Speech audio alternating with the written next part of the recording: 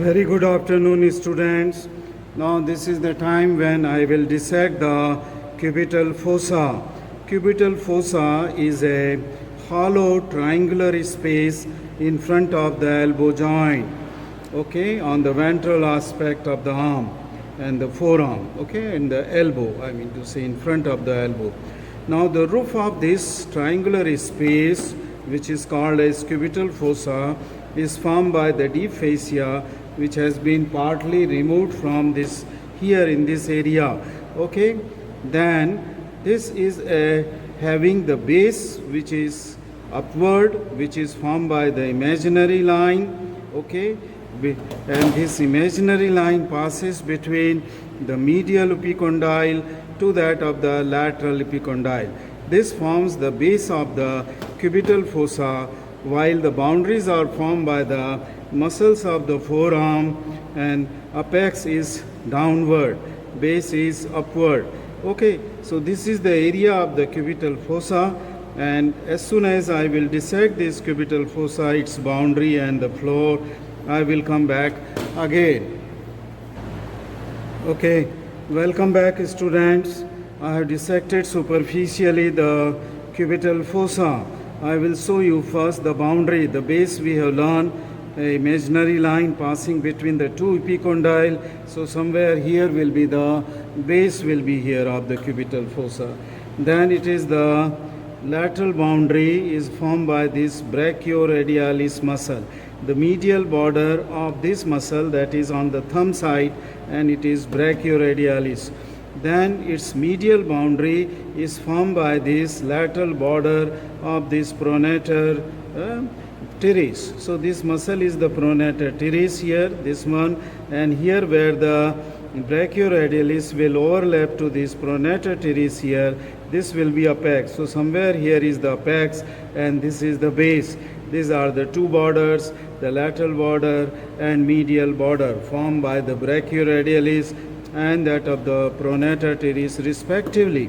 Now what you are seeing here is this is the biceps muscle, and this is the strong tendon of the biceps muscle which will go to attach onto the radial tuberosity, and then this is also giving an aponeurotic seat here. This is called as the bicipital aponeurosis, which is going and gaining attachment onto the deep fascia covering towards the ulna. So what I am going to do here is that I will remove this bicipital aponeurosis so that I can show you the contents of the cubital fossa. So I am removing this bicipital aponeurosis, and now the structures are seen.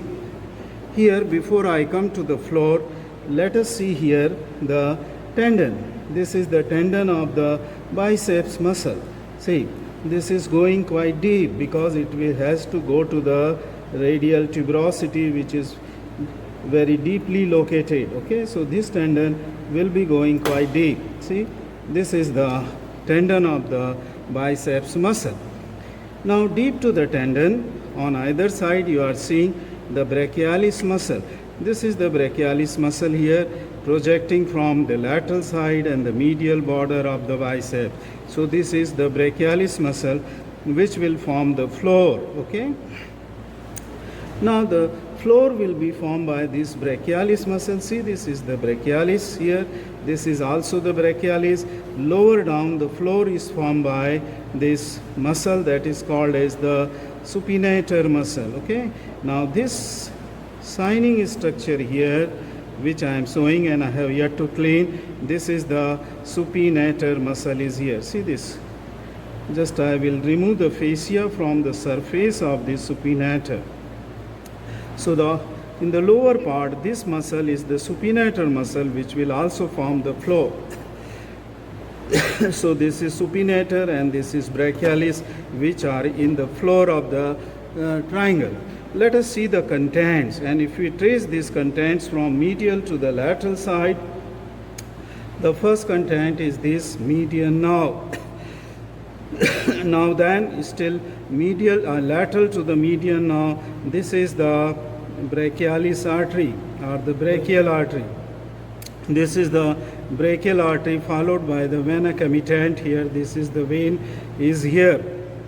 Then the third content is this tendon, that is the tendon of the biceps, and the fourth content which I have taken out, which lies deep to this brachioradialis and under the brachialis, in the groove between brachioradialis. This is the radial nerve, and this will divide into, here it is dividing into superficial, and this is the deep branch. Sorry. This deep branch is going and piercing this supinator muscle, right? So this completes the dissection of the brachioradialis in applied importance. Cubital fossa is important because it contains the median cubital vein, which is used for intravenous injections. And then you can also record the, blood pressure with the help of the pulsation in this brachial artery. Okay, so this brachial artery is very superficial at the elbow, and you put the stethoscope on this brachial artery to record the pulsation of the brachial artery while measuring the blood pressure. Thank you very much for watching this video. Welcome back, student. This is the dissection of the front of the arm. Okay, front of the arm consists of three muscles, that is the biceps, okay, and deep to the biceps lies the brachialis muscle, this muscle which takes origin from lower half of the humerus, and then there is a third muscle here that is called as the coracobrachialis muscle. Now let us see the origin of the biceps and coracobrachialis, which is the common origin from this coracoid process. This is the muscular fibers taking origin or the coracobrachialis, and this is the short head of the biceps coming from the coracoid process of the scapula. And then there is a long head of the biceps which has an intracapsular origin from the supraglenoid tubercle. Okay.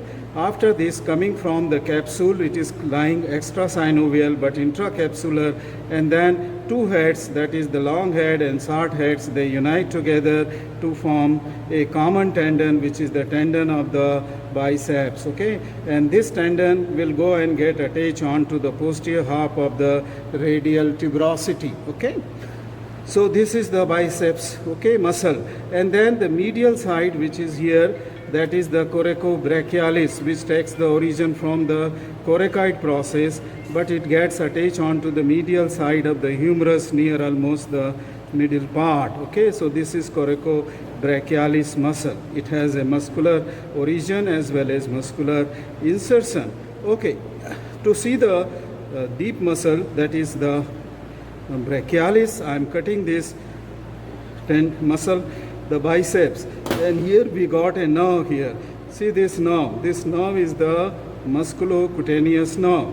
Now see, if you see this nerve, it is coming after piercing the coracobrachialis, then it is lying between the biceps here, and then it is between the biceps and the brachialis.